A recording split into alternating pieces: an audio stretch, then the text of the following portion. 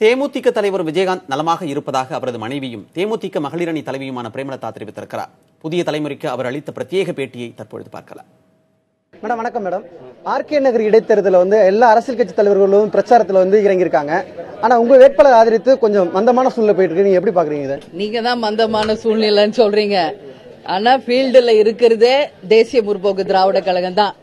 மற்ற கட்சிகள் பணத்தை நம்பி இருக்கு, தேசிய முற்போக்கு திராவிட கழகம் மக்களை நம்பி இருக்கு. தேர்தல் களத்துல தேசிய முற்போக்கு திராவிட கழகமும் சிறப்பாக பணியாற்றி கொண்டிருக்கோம்.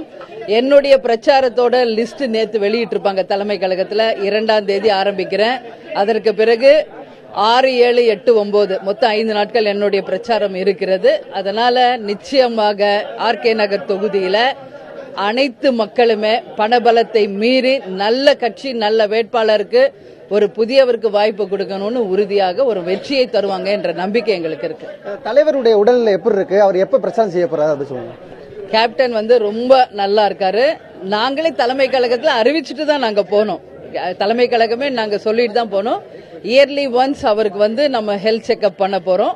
அந்த வகையில இப்பயும் ஹெல்த் செக்அப் பண்ணறோம் அப்படின்னு நாங்க தலைமை கழகத்துல சொல்லிட்டு தான் போனோம். நல்லா இருக்காரு கேப்டன். கேப்டனும் அநேகமாக பிரச்சாரத்துக்கு வருவார். டெல்லியில தொடர்ந்து விவசாயிகள் போராடிட்டு இருக்காங்க. 15 நாட்களுக்கு மேல தொடர்ந்து போராடிட்டு இருக்காங்க. இதை எப்படி பாக்குறீங்க? உண்மையிலேயே தமிழ்நாட்டின் மட்டும் இல்ல, இந்தியாவின் முதுகெலும்பு விவசாயம். அதுல மாற்று கருத்து கிடையாது. ஆனா இன்னைக்கு விவசாயிகளுடைய வாழ்க்கை மிகப்பெரிய ஒரு கேள்விக்குறியா போயிட்டு இருக்கு. அதற்கு முழு காரணம் இதுவரைக்கும் ஆட்சி செய்தவர்கள் தானே தவிர வேற யார் மேலேயும் நம்ம தப்பு சொல்ல முடியாது. கடவுளும் இயற்கையும் நமக்கு துணையாக இருந்தாலும் ஆட்சியாளர்கள் இங்க சரியில்லாததனுடைய விளைவு இன்னைக்கு விவசாயிகள் 15 நாளாக அரை நிர்வாண போராட்டத்தோட டெல்லியில போய் அவங்க படுற கஷ்டத்தை நிச்சயமாக எங்களால சகிச்சுக்க முடியல. ஆனாலும் தேசிய முற்போக்கு திராவிட கழகத்தின் சார்பாக டெல்லியில் இருக்கிற எங்கள் அணி மிஸ்டர் நம்மளுடைய வழக்கறிஞர் மணி அவர்கள் தலைமையில எங்களால முடிஞ்ச உதவி அங்க பண்ணிட்டு தான் இருக்கோம். ஆனா இதெல்லாம் தீர்வு கிடையாது. விவசாயத்தை பொறுத்த வரைக்கும் என்னைக்கு நதிகள் இணைக்கப்படுகிறதோ அன்றைக்கு தான் விவசாயத்திற்கு முழு தீர்வு வரும். அதே போல என்னைக்கு கச்சத்தீவு மீட்டெடுக்கப்படுகிறதோ அன்னைக்கு தான் மீனவர்கள் பிரச்சனைக்கு தீர்வு வரும். ஆனா இதெல்லாம் செய்ய தவறும் இந்த ஆட்சியாளர்கள் வெறும் அரசியல் பண்ணணும் அப்படின்ற ஒரே நோக்கத்தோட இன்னைக்கு போயிட்டு இருக்காங்க. இது நல்லதில்லை. ஹைட்ரோ கார்பன் திட்டத்திற்கு பெருவாரியான எதிர்ப்பு தெரிவித்த பிறகும் மத்திய அரசு ஒப்புதல் கொடுத்திருக்காங்க. இது எப்படி பாக்குறீங்க?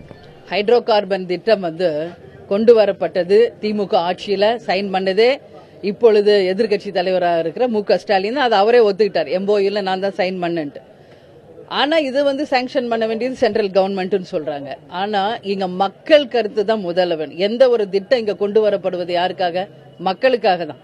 அந்த மக்களே அதை ஏற்றுக்கொள்ளாத போது அந்த திட்டம் நமக்கு எதுக்கு? நிச்சயமாக ஹைட்ரோ கார்பன் திட்டம் வந்தால் நிச்சயமாக மக்களோட சேர்ந்து தேமுதிக எதிர்க்கும். மக்கள் விருப்பம் இல்லாமல் எந்த திட்டமும் இங்க கொண்டு வர நிச்சயம் நாங்க அலோ பண்ண மாட்டோம். ஆர்கே நகர் இடைத்தேர்தல்ல தேர்தல் ஆணையம் எப்படி செயல்படும் நினைக்கிறீங்க? தேர்தல் ஆணையத்தை பத்தி நாங்க சொல்லணுமா? எப்பயும் மாதிரிதான் நடந்துகிட்டு இருக்கு. இன்னும் நான் களத்துல இறங்கல. பட் எங்க கட்சியில சேர்ந்து அத்தனை பேரும் டெய்லி களத்துல இருக்காங்க. பார்த்சாரதி, இளங்கோ இவன் பக்கத்துல இருக்காங்க. சுதீஷ் நேத்து போயிருது. எல்லாரும் களத்துல இருக்காங்க. சேம் அதே மணி ஃபார்முலா தான் இன்னைக்கும் நடக்குதுன்னு எல்லாரும் சொல்றாங்க. வீடு வீடுக்கு போய் ஓட்டுக்கு காசு கொடுக்கறது தான் நடந்துகிட்டு இருக்கு. வேற இதை தவிர வேற என்ன நடக்குது? அது யாரோட தொகுதி? சிஎம்மோட தொகுதி, ஜெயலலிதாவுடைய தொகுதி. அவங்க 5 வருஷம் சிஎம்மா இருந்தப்பவே ஒண்ணுமே டெவலப்மெண்ட் பண்ணல. இனிமேல அவங்க என்ன செய்ய இனிமேல எந்த வேட்பாளர் அவங்க கட்சி சார்பா என்ன பண்ண போறாங்கன்றத மிகப்பெரிய கேள்விக்குறி. சோ அவங்கள பொறுத்த வரைக்கும் மக்களுக்கோ தொகுதிக்கோ நல்லது செய்யணும்ன்ற நோக்கம் நிச்சயம் கிடையாது. யாருக்காவது காசு கொடுக்கணும், அது மூலமா ஓட்டு வாங்கணும், தங்களுடைய பலத்தை நிரூபிக்கணும் தான் இன்னைக்கு அந்த கட்சிகள் எல்லாம் இருக்கே ஒழிய நிச்சயமாக ஆர்கே நகர் தொகுதிக்கு மக்களுக்கு நல்லது நடக்கணும்ன்ற எண்ணம் யாருக்கும் இல்லை. ஆட்சி மாற்றம் வரும் சொல்றாங்க. அதுக்கான பிரச்சாரத்திலையும் யுத்தியில ஈடுபட்டு இருக்காங்க. ஆனா எதிர்கட்சியா இருக்கக்கூடிய ஸ்டாலினும் சரி, அதே போல ஓ பன்னீர்செல்வம் இருக்கக்கூடிய அவங்களும் சரி தொடர்ந்து அந்த கருத்தை வெளிப்படுத்தி இருக்காங்க. எப்படி பாக்குறீங்க? நிச்சயமா நான் ஏற்கனவே சொன்னது போல இடைத்தேர்தல் இல்லை, உள்ளாட்சி தேர்தல் இல்ல, வெகு விரைவில் பொது தேர்தல் வருவது நிச்சயம். அந்த பொது தேர்தல் வெகு விரைவில் வரும்பொழுது தமிழகத்திற்கு ஒரு மிகப்பெரிய மாற்றம் உறுதியாக ஏற்படும்.